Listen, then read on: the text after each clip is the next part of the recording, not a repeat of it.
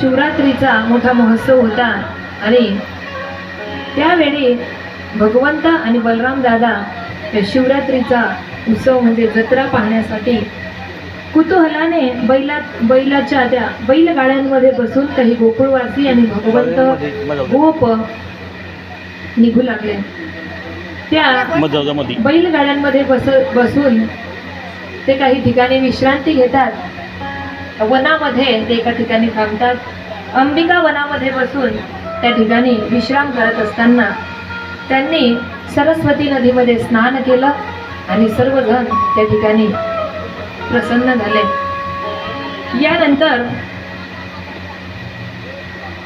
नंदा आणि सुनंदा इत्यादी सर्व गोपांनी मिळून शिवरात्रीच्या दिवशी उपवास होता म्हणून सर्व लोक त्या दिवशी फक्त पाणी पिऊन त्या ठिकाणी झोपी गेले. झोपल्यानंतर वनामध्ये अत्यंत भयानक असा एक मोठा भुकेने व्याकुळ झालेला अजगर त्यांच्या दृष्टीस पडला आणि तो नंदाला गिळू लागला. साक्षात नंदाला तो गिळतो आहे आणि नंद बाबाला तो गिळणार तेवढ्यात नंद बाबाने जोरात आवाज दिला, कृष्णा, अरे कृष्णा, धाव, लवकर ये, लवकर ये. कृष्णाला आपल्या पित्याचा आवाज आला आणि कृष्ण भगवंत त्या ठिकाणी धावत गेले. त्या अजगराला भगवंताच्या पायाचा फक्त स्पर्श झाला आणि त्याच्यातली सर्व शक्ती आणि जे विष होतं ते नाहीसं झालं. अतिशय साधा सरळ स्वभावाचा तो बनला आणि फक्त भगवंताच्या स्पर्शाने. त्यावेळेस त्याचं पूर्वचरित्र या ठिकाणी सांगितलं. शुकदेव सांगतात की हा अजगर जो होता हा अतिशय फक्त भगवंताच्या स्पर्शाने कसा तो त्या ठिकाणी मुक्त झाला आणि एक साधा सरळ पुरुष कसा बनला. तर एक वेळेस सुदर्शन नावाचा एक विद्याधर तो या मागच्या जन्मामध्ये होता. अतिशय सुंदर शरीर त्याला प्राप्त झालेलं होतं आणि त्याच्या सुंदरतेचा गर्व त्याला आल्यामुळे त्याला शाप मिळाला होता. माझ्यावर मला त्या एका मुलींनी शाप दिला की तू अजगर होऊन पडशील. ज्या रूपाचा तुला अभिमान आहे ते रूप तुझं कायम चिरकाल टिकणारं नाही.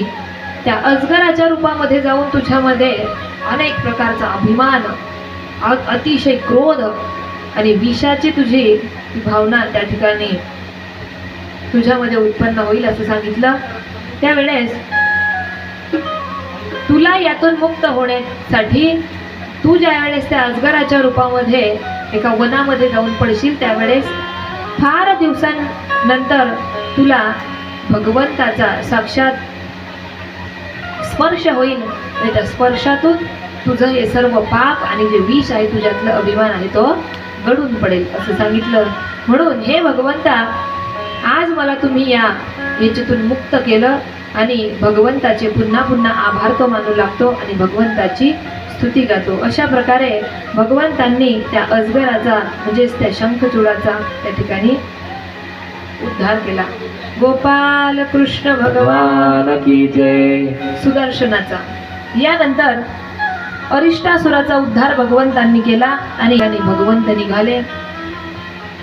पुन्हा भगवंताविषयी काही गोष्टी अक्रूर काकांनी नंद बाबाजवळ त्या ठिकाणी सांगितल्या आणि भगवंत चालत त्या ठिकाणून निघाला. गोपाल कृष्ण भगवान की जय. श्रीकृष्णांचा आणि बलरामांचा त्या ठिकाणी मथुरेमध्ये त्या ठिकाणी प्रवेश होतो आणि ही कथा या ठिकाणी सांगितली की भगवंत मथुरेमध्ये प्रवेश केल्याबरोबर भगवंताला जसं आनंद वातावरण, जसं शुभ संकेत, जसं बघा जसं ज्या ठिकाणी भगवंताचं नामस्मरण असेल, ज्या ठिकाणी काही मंगलमय वातावरण असेल त्या ठिकाणी माणूस गेल्यानंतर आपोआपच त्याला मनाची एक प्रसन्नता वाटते की ते वातावरणच त्या भगवंताच्या नामस्मरणाने किंवा त्या भगवंताच्या गुणाने प्रसन्न झालेलं असतं, शुद्ध झालेलं असतं, पवित्र झालेलं असतं. तसं गोकुळ भगवंताच्या सहवासाने पवित्र झालेलं होतं. भगवंत राहत होते त्यामुळे तिथे सर्व काही शुभ होतं आणि सर्वीकडे पवित्रता होती, मंगलमय होतं. परंतु मथुरेमध्ये कोण वास करत होता? कंस. मग राक्षस वृत्ती ज्या ठिकाणी असेल त्या ठिकाणी प्रसन्नता वाटेल का? भगवंत स्वतः सांगत आहेत की त्या मथुरेमध्ये प्रवेश करता बरोबर जरी माझे आई आणि वडील त्या ठिकाणी होते, परंतु राक्षस वृत्तीचा या कंसामुळे त्या ठिकाणी असं प्रसन्नता वाटत नव्हती, शुभ संकेत येत नव्हते. भगवंत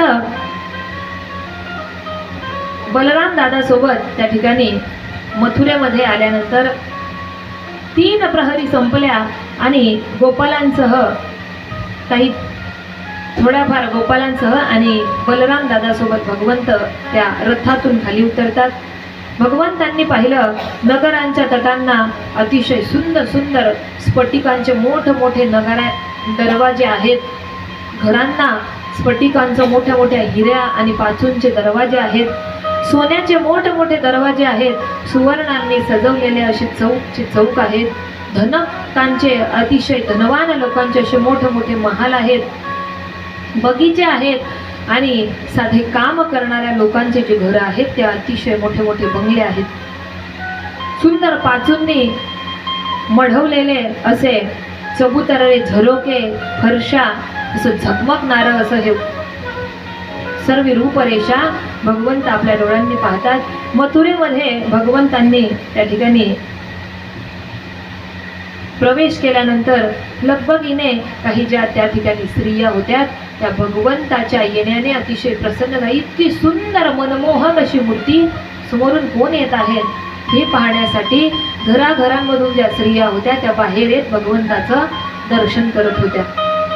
जसं की रामायणामध्ये भगवंत ज्या वेळेस वनवासाला गेले होते माता सीता सोबत, बंधू लक्ष्मण आणि माता सीता सोबत ज्या पद्धतीने भगवंत चालतात त्यावेळेस ज्या ज्या गावामध्ये ज्या ज्या ठिकाणी भगवंत थांबतात त्या त्या ठिकाणी गावोगावीचे ते लोक कोण आहेत वार्तालाभ करण्यासाठी जवळ येतात आणि भगवंताची ती सुंदर अशी मनमोहक अशी मूर्ती पाहून सर्व स्त्रिया त्या ठिकाणी भगवंताची स्तुती गातात आणि देवाला आणि त्यांच्या आई वडिलांना दोष देतात.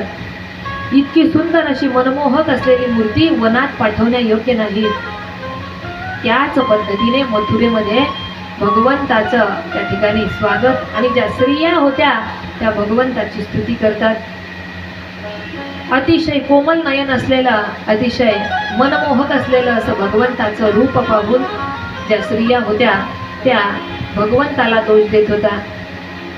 अशा प्रकारे स्तुती करत करत यानंतर श्रीकृष्णाला आतमध्ये बोलवलं आणि बलरामांना आणि श्रीकृष्णांना अतिशय यथोचित अशी स्वागत त्या ठिकाणी करू लागले. त्यावेळेस एक धोबी जो होता तो धोबी भगवंताला पाहिल्यानंतर आपल्या हाताचं कामकाज सोडून दिलं आणि भगवंताच्या जवळ गेल्यानंतर तो भगवंताला कपडे देतो. जेव्हा फार लांबून तुम्ही आलेले आहेत तेव्हा गडबडीने त्या ठिकाणी कपडे दिले आणि भगवंताला अशी पवित्र वस्त्र दिल्यानंतर भगवंतांनी मोठ्या प्रेमाने आपल्या छातीला ती लावली. गडबडीमध्ये त्या धोब्याने जसं की आपल्याला काही वेळेस आनंद होतो की आपल्याला साक्षात भगवंताचं दर्शन झालं, मग भगवंताला इथे ठेवू का तिथे ठेवू. त्या धोब्याने वस्त्र तर दिली परंतु एक वस्त्र कोणतं आणि एक वस्त्र कोणतं असं पाहून बलराम दादा आणि भगवंत श्रीकृष्ण स्वतः हसतात, एकमेकाकडे पाहतात, आदला बदल करतात आणि भगवंतांनी एवढ्या प्रेमाने दिलेली ती वस्त्र परिधान केली असं वर्णन शुकदेव भगवान या ठिकाणी करतात. पुढे भगवंत पुन्हा नगरामध्ये जात असताना वाटेमध्ये एक अतिशय वयाने वृद्ध असलेली आणि शरीर अतिशय थकलेलं आहे की एवढं शरीर थकलेलं आहे की आपल्या शरीराचं कुबड निघालेलं आहे अशी कुब्जा नावाची दासी त्या ठिकाणी भगवंताला वाटेमध्ये भेटते. कुब्जावर भगवंत कशा पद्धतीने कृपा करतात तो कथाभाग या ठिकाणी सांगितला की एक जी म्हाताऱ्या अवस्थेमध्ये असलेली एक जी कुब्जा म्हातारी आजी होती त्या दासीवर भगवंत रस्त्याने येत असताना ती आपल्या हातामध्ये एक चंदनाची वाटी घेऊन येत होती. हातामध्ये काठी आहे, एका हातामध्ये वाटी आहे आणि ती तिचा परिचय देते. मी कंसाची त्रिविक्रमा नावाची उठणे लावणारी अतिशय आवडती दासी आहे. मी तुम्हाला ओळखलं आहे आणि मी तुम्हाला सांगू इच्छिते, मी माझ्या रोज हाताने स्वतः हे चंदन घासते, तयार करते आणि कंसाला द्यायला रोज जाते. कंसाला ते चंदन फार आवडतं. त्यावेळेस भगवंतांनी आपल्या त्या कुब्जेवर प्रसन्न झाले आणि भगवंतांनी आपल्या पायानी त्या कुब्जेचे जे पाय होते त्या तिच्या पायावर आपला एक उजवा पाय ठेवला आणि तिची जी हनुवटी होती त्या हनुवटीला उजवा हात लावताच भगवंताच्या स्पर्शाने तिचं शरीर जे होतं अतिशय सुंदर झालं. जी दाशी कुब्जा होती तिला अतिशय सुंदर रूप भगवंतांनी दिलं. तिची उबड तिला निघालेलं होतं ती सरळ झाली. अतिशय सुंदर तिचं रूप दिसू लागलं. भगवंताची स्तुती तिने गायलेली आहे. हे भगवंता, तुम्ही फार दयाळू आहेत. ज्याचं कुणाचं थोडंसं घेतलं त्याला परत दिल्याशिवाय तुम्ही राहत नाही. अशा पद्धतीने स्तुती त्या ठिकाणी केली. भगवंताचा नियमच आहे, थोडंसं घेतलं की भगवंत भलं मोठं करून त्याला देत असतो. परंतु भगवंत म्हणतो मला द्या, अगोदर मला द्या, तेव्हा मी तुम्हाला देईल. भगवंताला हे नको बरं, नारळ द्या आणि त्या नारळावर हे करू आणि ते बेलाला अमकं लावून ते बेल चिपकवून त्याच्यावर सहज वाहू आणि त्याच्यावर असं करून तसं करून हे वाहून ते वाहून. याचा भुकेला देवाला द्यायचं काय आहे? काही वस्तू नको, काही गोष्टी नको, खाणं नको, पिणं नको, फक्त आणि फक्त शुद्ध भाव त्याच्या चरणी ठेवला तर तो नक्कीच आपल्यावर घेतो गोडी, घेतो गोडी.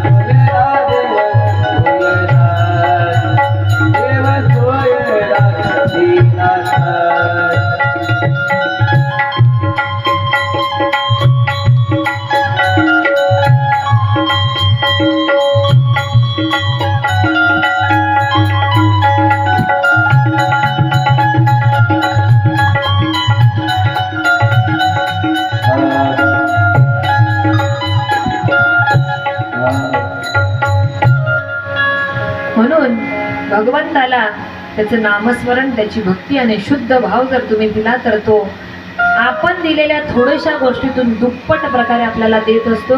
हे भक्ताने जाणलं पाहिजे.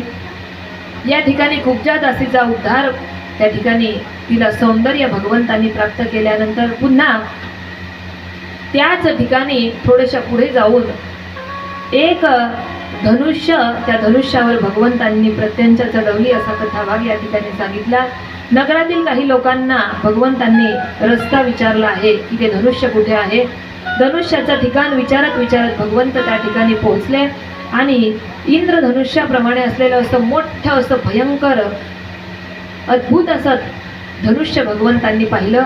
त्याच्यावर दोरीची प्रत्यंचा चढवली आणि जोरात अगदी डाव्या हाताने सहज उचलून त्याला दोरी लावून एका क्षणार्धामध्ये बलवंत हत्ती जसा ऊस मोडतो एका क्षणामध्ये तसं भगवंतांनी त्या धनुष्याला मोडलं. गोपाल कृष्ण भगवान की जय. नंतर एवढा कडाक्याचा आवाज त्या धनुष्यातून झाला की तिकडे कंस सुद्धा घाबरला, भयभीत झाला असं शुकदेव भगवान या ठिकाणी सांगतात. पुढे भगवंतांनी कुवल या पिढाचा उद्धार केला की श्रीकृष्णांनी पाहिलं. पुढे गेल्यानंतर मथुरेमध्ये जसे जसे भगवंत पुढे जात होते तसं तसं एक एक जण भगवंताच्या पासून उद्धार करण्यासाठी समोर येत होतं. मग या कुवल या पिढाचा उद्धार भगवंत करतात, जो हत्तीच्या रूपामध्ये भगवंताच्या समोर येतो. अतिशय गंभीर वाणीने भगवंताशी युद्ध माझ्याशी कर, मला सामोरे दे, जर तुझ्यामध्ये बल असेल, शक्ती असेल तर माझ्यासोबत खेळ असं सांगतो. आवाहन केल्यानंतर भगवंतांनी त्याच्या सोंडेतून बाहेर एक मोठा असा मुष्टी प्रहार केला की त्याच्याने तो मागे सरकला, एक ठोसा त्याच्या पायाला मारला की तो थोडासा बाजूला पडला. परंतु त्याला भयंकर असा क्रोध आला आणि त्याने हजारो हत्तींचं बळ आपल्यामध्ये यावं या पद्धतीने त्याची शक्तीपणाला लावली आणि भगवंतासोबत युद्ध करू लागला. भगवंतांनी धावत जाऊन एकदम जमिनीवर पडण्याचं नाटक केलं आणि एवढ्या जोरात त्याला पळायला लावलं की पुढे जाऊन तो त्याचं मुख जे शिर होतं ते एका ठिकाणी त्याला लागलं आणि तो जमिनीवर पडला. भगवंतांनी त्याच्या शरीरावर चढून त्याचा उद्धार त्या ठिकाणी केला. गोपाल कृष्ण भगवान की जय. यानंतर भगवंत चाणूर मुष्टिक यांचा उद्धार करतात आणि कंसाचाच देखील उद्धार भगवंत करतात की अत्यंत कुबुद्धी असलेला असा हा चाणूर एक वेळेस मुष्टिकासोबत भगवंत नाही तर भगवंतांनी बलरामांना त्या ठिकाणी आज्ञा केली, दादा या मुष्टिकाला तू मार आणि मी इकडच्या वज्रापेक्षाही कठोर असलेला हा दुसरा चाणूर याच्यासोबत लढतो. चाणूरासोबत भगवंत लढतात आणि ज्या मुष्टिक आहे त्याच्यासोबत बलराम दादा लढतात. दोघांनी सुद्धा चाणूराचे हात पकडले. अत्यंत वेगाने गर गर गर गर आकाशामध्ये फिरवल्यानंतर भगवंतांनी सोडून दिलं. त्याच्या शरीराचा अतिशय छोट्या छोट्या तुकड्यांच्या स्वरूपामध्ये त्याचा चिरकाप झाला आणि भगवंतांनी त्याचा उद्धार केला. मुष्टिकाचा उद्धार सुद्धा या बलराम दादाने केला आणि त्याला परमगती दिली. यानंतर मोठमोठे पहिलवान मारले गेले. जो जातो आहे तो परत येत नाही हा विचार कंस करतो आहे आणि सर्व जे होते ते हा छोटासा असलेला कृष्ण त्याचा उद्धार करतो, त्यांना मारून टाकतो. एवढं बळ याच्यामध्ये आहे का? अजून जास्त अभिमान आणि लोभ स्वतःच्या शरीराविषयी त्या ठिकाणी करू लागला. भगवंताविषयी द्वेष भावना करू लागला. त्यावेळेस कंसाने आपली वाद्य वाजवणे बंद केलं आणि त्या ठिकाणी सेवकांना आज्ञा करतो, वसुदेवाच्या या दुराचारी मुलांना पकडून आणा आणि पकडून आणल्यानंतर त्यांची अतिशय वाईट अवस्था करा, मारल्यानंतर त्यांना नगरातून हाकलून लावा असे आदेश कंस दिलं. अजून स्वतः भगवंताजवळ गेलेला नाही होता. भगवंताच्या विषयी द्वेष आणि भगवंताला मारण्यासाठी काही आज्ञा केले. पुन्हा काही सेवक निघाले. भगवंतांनी त्या ठिकाणी जे कोणी यायचे त्यांना एका क्षणार्धामध्ये नष्ट करून पुन्हा परमधामाला पाठवायचे. भरपूर असा दृष्टाची बडबड ऐकून आता कंसाला भगवंतांनी स्वतः आवाहन केलं.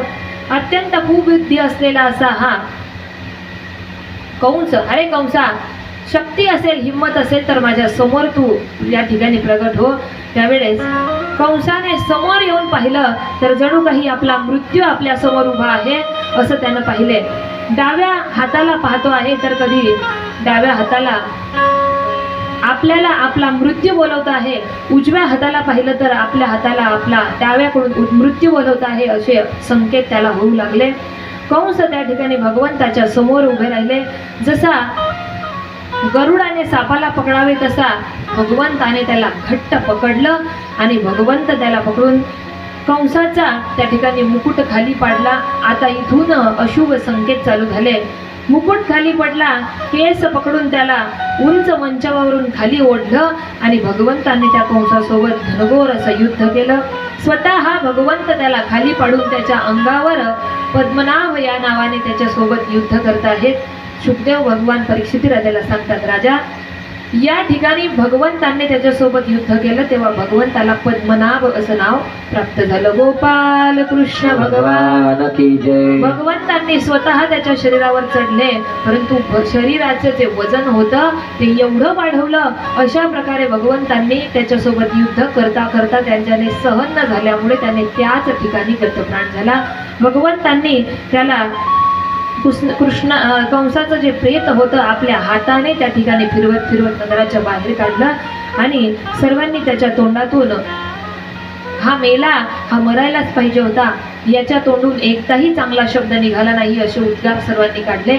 श्रीकृष्ण भगवंताचा जय जयकार त्या ठिकाणी झाल्यानंतर आता कंसाला परमगती देऊन भगवंत त्या ठिकाणून बाहेर आले. गोपाल कृष्ण भगवान. भगवान की जय. त्यानंतर भगवंताचं